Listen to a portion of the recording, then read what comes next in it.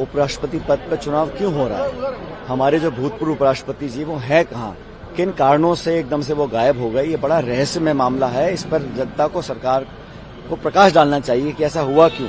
बड़े बेबाक हैं वो, मैं बहुत लंबे समय से उनको जानता हूं, लेकिन इस प्रकार से जो बेवजह ये उपचुनाव हो रहा है, ये क्यों हो रहा है? हमारे जो उम्मीदवार हैं रेड्डी साहब, वो बड़े मजबूत हैं और मुझे लगता है कि बहुत मशक्कत करनी पड़ रही है एनडीए को अपना बहुमत साबित करने के लिए। हम उम्मीद करते हैं कि जो नतीजे आएंगे वो हमारे पक्ष में आएंगे। जस्टिस सुदर्शन रेड्डी बेहतर उम्मीदवार है और जो एनडीए ने उम्मीदवार खड़ा किया था, जो मोदी जी की खास पसंद थे, क्यों 2.5 साल बाद ही चुनाव हो गया? तो उनका प्रयोग तो असफल हो गया। मुझे पूरा भरोसा है, जैसे लोग कह रहे हैं, अंतरात्मा के नाम पर सांसदगण वोट देंगे। मैं स्पष्ट कर दूं, इसमें चूंकि व्हिप नहीं लागू होता तो क्रॉस वोटिंग नहीं कहलाएगी। ये आदमी स्वतंत्रता पूर्वक मतदान कर सकता है, वोटर। तो मुझे पूरा भरोसा है देश के हित में एक योग्य चेयरमैन राज्यसभा को देने के लिए, संवैधानिक दायित्वों को निर्वाहित करने में जो बेहतर उम्मीदवार है, सुप्रीम कोर्ट का रिटायर्ड जज, चीफ जस्टिस आसाम, लोकायुक्त गोवा, तो दलों के बंधन इसमें लागू नहीं होते। तो योग्यता के आधार पर, अंतरात्मा के आधार पर, देश की गौरवशाली परंपरा संसदीय को बनाए रखने के लिए उपराष्ट्रपति पद पर जस्टिस सुदर्शन चुने जाएंगे। वो वोटिंग के समय पर मौजूद रहेंगे, क्या उनका क्या प्लान रहेगा?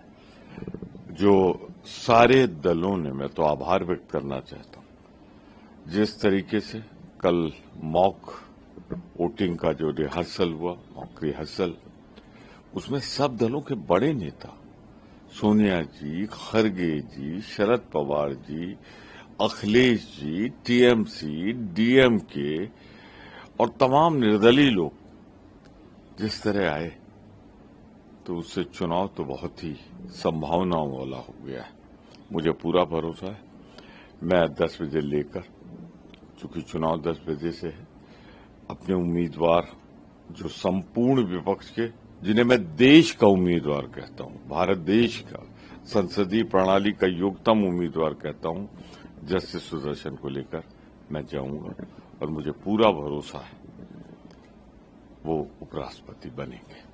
नहीं, हम लोग बहुत श्योर हैं और फुल गारंटी है कि हमारे उम्मीदवार ही उपराष्ट्रपति बनेंगे, क्योंकि देखिए, एक होता है कि उनकी अपनी भी जो ऑनरेबल सीपी राधाकृष्णन जी हैं, उनकी अपनी भी जो व्यक्तिगत कार्य हैं या फिर जो भी वो अभी तक अपने कार्यशैली में वो किए हैं, वो काफी इम्प्रेसिव रहा है। हम लोग उनसे सिर्फ इसीलिए नहीं कि हम लोग गठबंधन में तो अपने उम्मीदवार को दे रहे हैं, पर as a true citizen of the country हमको लगता है कि वो बहुत कुछ देश के लिए किए हैं और उनमें वो कैपेबिलिटी है कि आने वाले समय में वो देश को सही रास्ते पे लेके चल सकते हैं। लेकिन जो विपक्ष के उम्मीदवार हैं वो तो कह रहे हैं कि लोकतंत्र संविधान को बचाने के लिए पार्टी लाइन से हटके आप वोट कीजिए। नहीं, तो लोकतंत्र और संविधान को बचाने के लिए हम लोग अपने कैंडिडेट को वोट करें ना, ये बात वो लोग समझ नहीं रहे।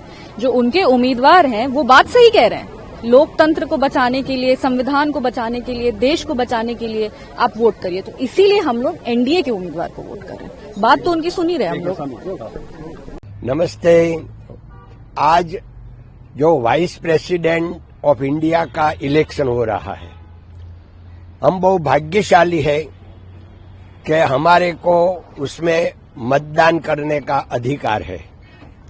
तो अभी हम सब लोग यहाँ मनसुख भाई मांडविया के वहाँ इकट्ठे हुए, गुजरात वाला सब एमपी, और अभी हम जा रहे हैं। और एनडीए का जो राधाकृष्ण जी एनडीए तरफ से खड़ा है, उनका तो 100% विन है, मगर ये तो सब करना पड़ता है, इसलिए इलेक्शन हो रहा है। धन्यवाद, नमस्ते, गुड लक। दोनों कैंडिडेट तैयार हैं तो दोनों की फौजें भी तैयार हैं और निश्चित तौर से एनडीए के पास संख्या बल अधिक है।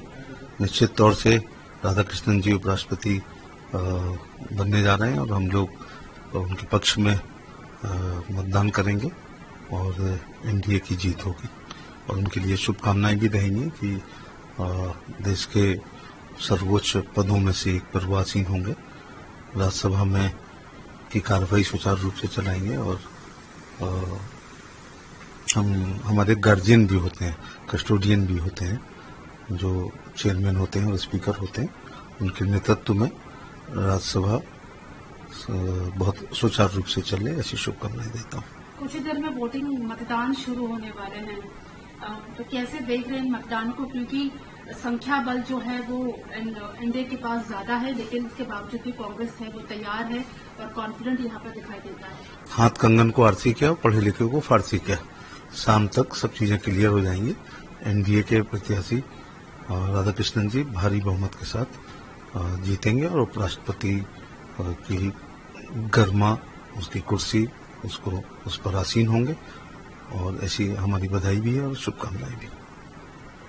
देखिए, हम लोगों ने अपना मन बनाया हुआ है, हमारी पार्टी ने अपना मन बनाया हुआ है और हम लोग एनडीए के साथ ही जा रहे हैं, तो मुझे नहीं लगता कि इसमें कोई संशय है। और जितने भी एनडीए घटक दल हैं सभी लोग एक मत है इस बात को लेकर के और मुझे पूर्ण विश्वास है कि एक बड़े मार्जिन से हमारे उम्मीदवार जो हैं वो चुनाव जीतेंगे। एसआईआर को लेकर सुप्रीम कोर्ट का एक फैसला आया है, इसमें कहा गया है कि आधार को आप 12th डॉक्यूमेंट के तौर पे इस्तेमाल कर सकते हैं। तो सुप्रीम कोर्ट का आदेश है तो हम सभी को मान्य है।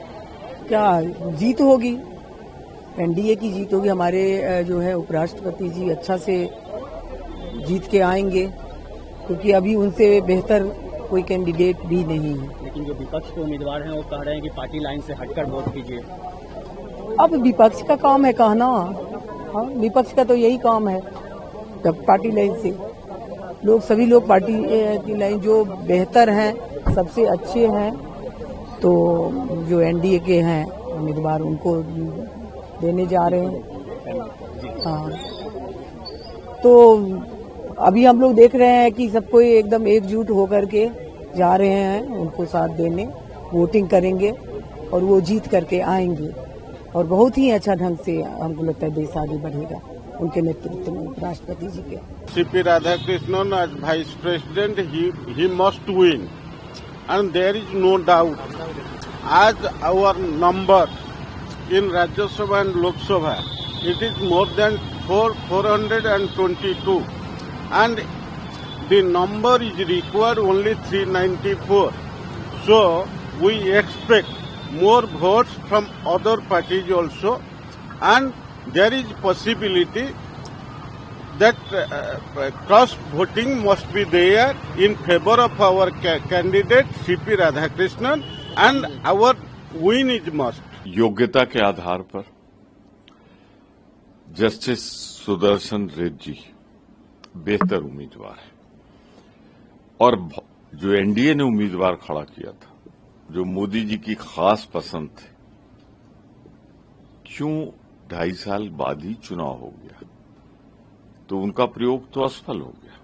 मुझे पूरा भरोसा है, जैसे लोग कह रहे हैं अंतरात्मा के नाम पर सांसद गण वोट देंगे, मैं स्पष्ट कर दूं, इसमें चूंकि व्हिप नहीं लागू होता तो क्रॉस वोटिंग नहीं कहलाएगी।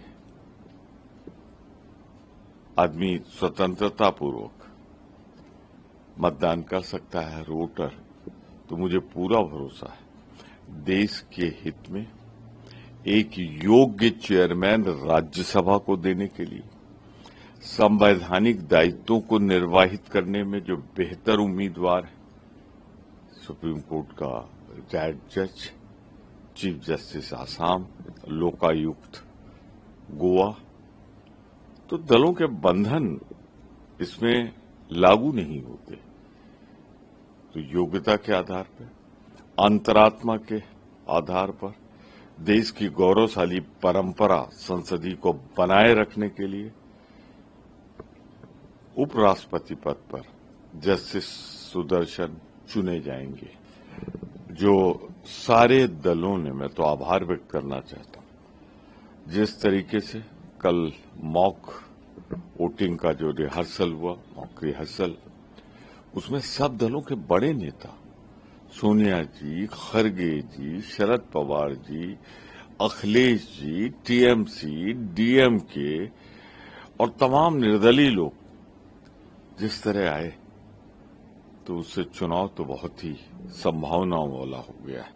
मुझे पूरा भरोसा है मैं 10 बजे लेकर, चूंकि चुनाव 10 बजे से है, अपने उम्मीदवार जो संपूर्ण विपक्ष के, जिन्हें मैं देश का उम्मीदवार कहता हूं, भारत देश का संसदीय प्रणाली का योग्यतम उम्मीदवार कहता हूं, जस्टिस सुदर्शन को लेकर मैं जाऊंगा और मुझे पूरा भरोसा है वो उपराष्ट्रपति बनेंगे।